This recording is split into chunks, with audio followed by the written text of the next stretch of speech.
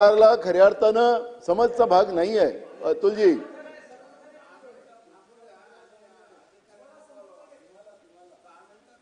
सभा अध्यक्ष ही जी परंपरा मंत्र्यांना आहे, नियम जो आहे आपल्याला पूर्ण वाचावा लागतो प्रस्ताव. आणि प्रस्ताव वाचायचं कारण काय असतं? एक मिनिट.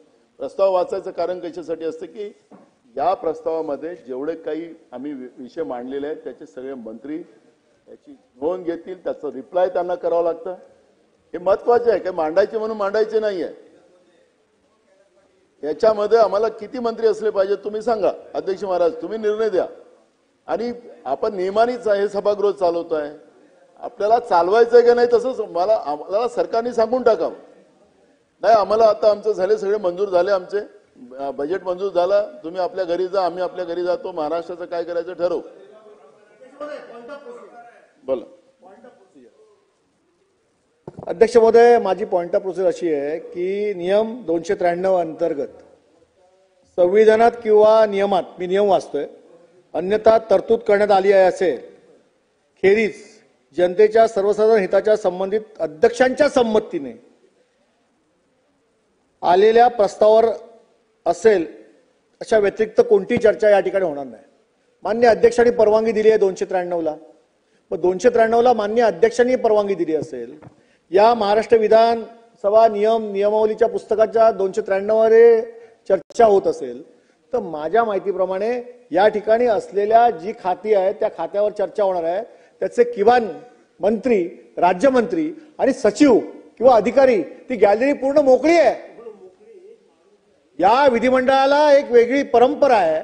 महाराष्ट्राच्या विधिमंडळाला प्रथा, परंपरा, नियमानुसार विधिमंडळ चालतं. याचा एक उच्च दर्जा आहे. तो दर्जा आपण घालवतोय. आपण वरून आदेश द्या आणि सगळे अधिकारी आणि मंत्र्यांना बोलवून घ्या, त्यानंतर 293ची चर्चा सुरू होईल. असं आहे की सत्ता पक्ष आणि विरोधी पक्षाचा दोघांचा एकत्रित करून हा प्रस्ताव आम्ही बोलतोय. केवळ विरोधी पक्षाचा प्रस्ताव नाहीये. ठीक आहे, ते मांडतायत अध्यक्ष महोदय.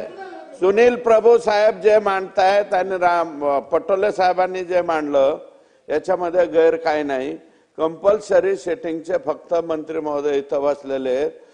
हा जो प्रस्ताव आहे, दोन्ही प्रस्ताव मागील आठवड्याचा आणि आत्ताचा 293चा, याच्यामध्ये जवळपास बहुतांश मंत्र्यांचा उल्लेख आहे, बहुतांश खात्याचा उल्लेख आहे. अध्यक्ष महोदय आपल्याकडं ती क्षमता आहे, ताकद आहे.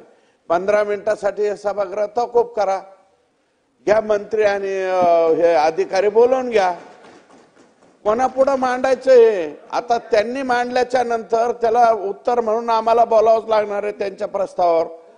हे ठीक आहे, आम्ही आमची भूमिका पार पडू, ते त्यांची भूमिका पार पाडतील. पण भूमिका ज्यांच्या पुढे मांडायची ते एकही जर ऐकायला नाही म्हणल्यावर मग कशासाठी बसायचं इथं? नाही तर उद्या सकाळी सांगा.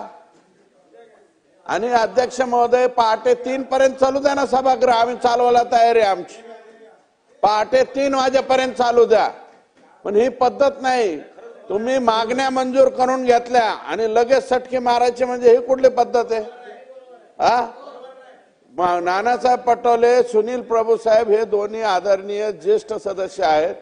मी सुद्धा, माझी 5वी टर्म आहे. सभापती अध्यक्ष महोदय बंद करा, हे 15 मिनिटं थांबवा.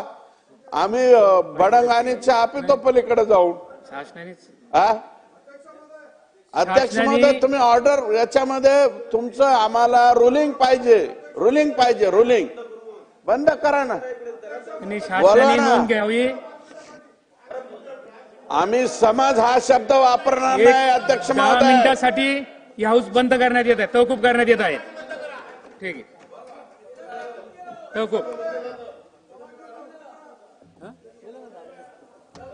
तहकूब 10 मिनिटांसाठी.